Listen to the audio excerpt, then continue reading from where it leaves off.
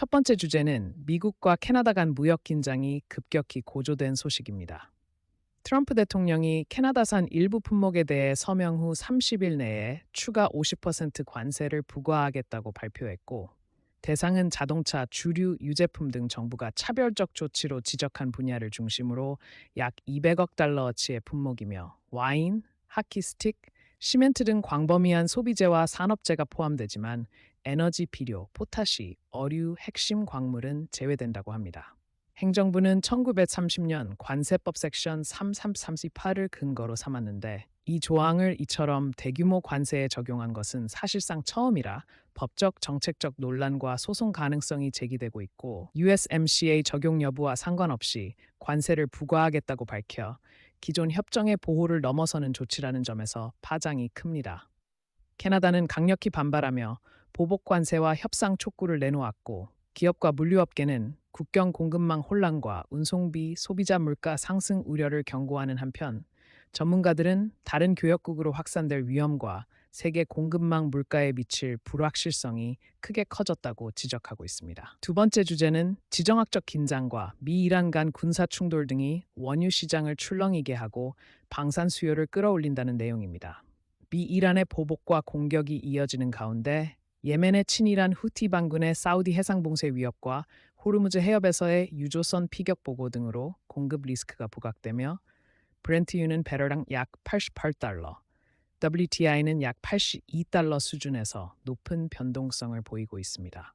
다만 중재 측의 10일간 휴전 제한 보도가 일시적 안도감을 줬으나 워싱턴과 테헤란 간 핵심 입장 차이로 불확실성은 여전히 크고, 미 원유 휘발유 재고 등 수급 지표는 혼재된 신호를 보내고 있습니다. 한편 러시아의 제트 엔진 탑재 샤헤드급 고속 드론 최대 시속 약 500km이 늘어나면서 고속 요격기 개발이 촉발돼 우크라이나와 민간 업체들의 고속 요격기 시험과 개발이 가속화되고 있고, 이로 인해 노스럽 그루먼 등 방산업체들의 실적 전망이 개선되는 등 무기 수요가 증가하는 상황입니다. 세 번째 주제는 파라마운트 워너브라스 디스커버리 합병이 연방법원의 임시금지 명령으로 일시 보류됐다는 소식입니다.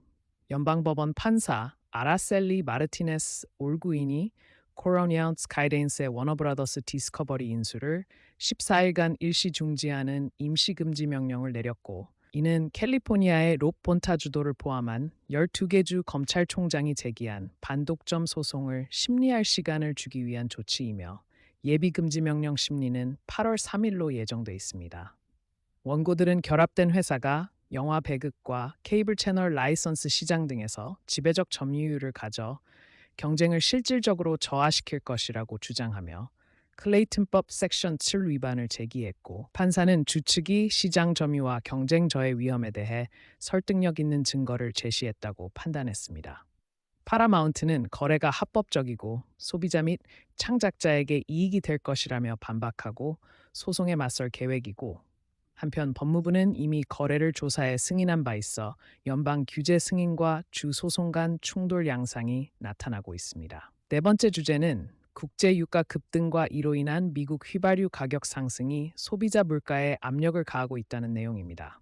최근 한 주 만에 유가가 15% 넘게 오르자 미국 휘발유 평균 가격이 갤런당 약 4달러 수준으로 다시 상승했으며, 월요일 종가 기준 WTI는 배럴당 약 83.23달러, 브렌트유는 약 89.22달러로 6월 중순 이후 최고치를 기록했습니다. 급등 배경에는 미이란 재충돌에 따른 호르무즈 해협 통항 불안과 미국의 이란 제재 면제 철회, 그리고 우크라이나에서의 러시아 에너지 시설 공격으로 인한 정전력 일부 마비와 러시아의 정제품 수출 제한 등이 복합적으로 작용했고, 항공유는 연초 약 2.50달러에서 최근 약 3.57달러로 약 43% 급등했습니다. 선적과 통항이 전쟁 전 하루 평균 130척에서 최근 일부 기간에는 하루 per 30척 수준으로 급감하면서 공급 불안이 심화되고, 이는 가계 연료비와 물류 운송비를 통해 광범위한 소비자 물가 상승 압력으로 이어질 가능성이 큽니다. 다섯 번째 주제는 AI와 반도체 관련 활동이 여전히 시장의 중심에 있다는 점입니다. 마이크로소프트는 유럽의 데이터 센터 투자와 프랑스에서 미스트랄의 컴퓨팅 인프라를 활용하는 계약을 맺었고, 미스트랄의 미디엄 3.5와 OCR4 모델이 마이크로소프트의 파운드리와 코필로트 스튜디오에 추가되었으며 Azure Local을 통해 고객이 자사 데이터 센터에서 미스트랄의 오픈 모델을 실행할 수 있게 돼 주권적 AI 수요를 충족시킬 것으로 기대됩니다. 미스트랄은 2030년까지 1기가와트급 컴퓨팅을 목표로 삼고 있고 여전히 엔비디아 반도체가 인프라의 핵심 부품으로 남아 있으며 반도체주는 최근 급락 후 단기 반등이 나타나 필라델피아 반도체 지수가 4.6% 오르고 샌디스크, 웨스턴 디지털, 마이크론 등이 8.7%대 상승했지만 지수는 연초 대비 강세에도 불구하고 기준치 대비 20% 이상 하락한 상태로 변동성은 여전합니다. 투자자들은 대규모 자본 지출의 실질적 수익성과 지출의 질을 주시하고 있고 이번 주 발표될 알파벳 인텔 실적이 AI 관련 기술주 향방을 가늠하는 분수령으로 여겨지는 가운데 마이크로소프트 미스트럴 같은 자금 계약 소식이 긍정 신호인 반면 과열과 집중 포지셔닝에 대한 우려는 남아 있습니다. 여섯 번째 주제는 주택 소유율 통계의 측정 방식이 실제 상황보다 집 오너십을 낙관적으로 보이게 할 수 있다는 지적입니다. 미 연방준비은행의 한 경제학자는 전통적 가구 기준 집계로 계산한 대략 65% 내외의 주택 소유율이 성인 기준으로 보면 집을 직접 소유한 사람과 임대하거나 다른 사람 집에 사는 사람이 거의 비슷해져 실제 소유 비율은 낮아질 수 있다고 지적했습니다. 이런 측정 방식의 차이는 주택비 감당 능력 문제의 심각성을 더 부각시키고 누구에게 어떤 주거 정책과 지원이 필요한지에 대한 논쟁과 정책 설계에 중요한 영향을 미칠 수 있습니다.